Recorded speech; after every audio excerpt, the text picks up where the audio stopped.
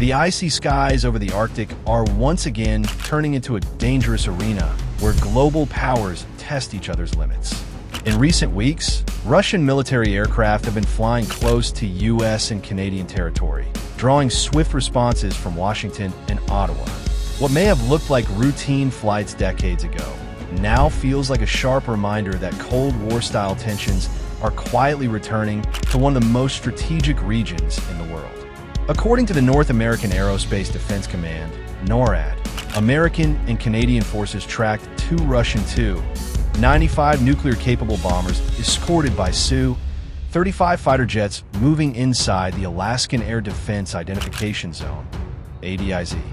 While this zone does not count as sovereign U.S. airspace, foreign aircraft entering it are expected to declare their identity and intentions.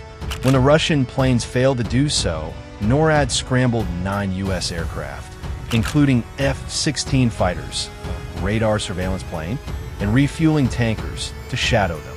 The Pentagon later confirmed that the Russian jets never crossed into American or Canadian airspace, but officials stressed that these flights reflect a consistent pattern of Russian activity. A U.S. defense spokesperson told Reuters that this was already the third such encounter in September and the 9th since the start of 2025. Analysts view this as deliberate signaling by Moscow, meant to test American readiness and highlight Russia's reach despite the strain of its war in Ukraine. Military experts told the Washington Post that Russia is investing heavily in its Arctic presence, building new bases and increasing patrol routes in the high north. The Arctic is crucial for Moscow not only because of its vast energy resources, but also due to its military importance.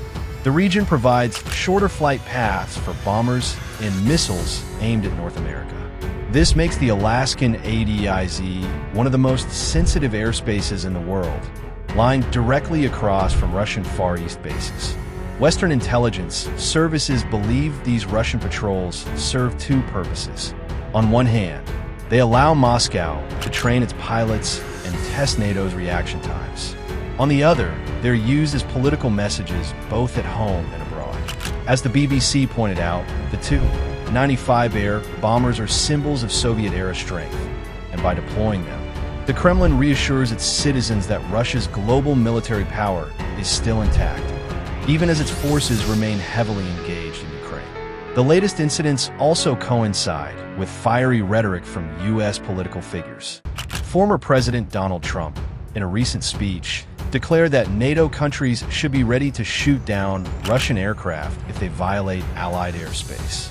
His remarks, reported by CNN, drew divided reactions in Europe. Some NATO members viewed them as a strong warning to Moscow, while others worried such talk could risk triggering a direct clash between nuclear powers. The Arctic tensions are also linked to rising unease in Europe. Poland recently confirmed that it destroyed Russian drones that crossed into its territory, while Estonia said a Russian jet briefly entered its airspace. In response, NATO Secretary General Jens Stoltenberg repeated that the alliance would defend every inch of its territory, warning Moscow against underestimating Western resolve. His words, quoted by The Guardian, reflect growing fears that incidents on the fringes of NATO territory could spiral into something larger. Some analysts suggest that Russia deliberately times its bomber flights with global flashpoints.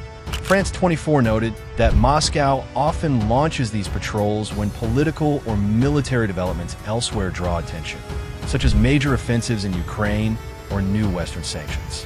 By flying nuclear-capable aircraft near U.S. territory, Russia reminds the West that any confrontation in Europe could have global consequences. At the same time, political maneuvering has entered the Arctic debate. Trump, who has hinted at playing a mediator role in the Ukraine conflict, claimed last month after meeting Vladimir Putin in Alaska that he was considering ideas for peace talks involving Ukraine's President Volodymyr Zelensky.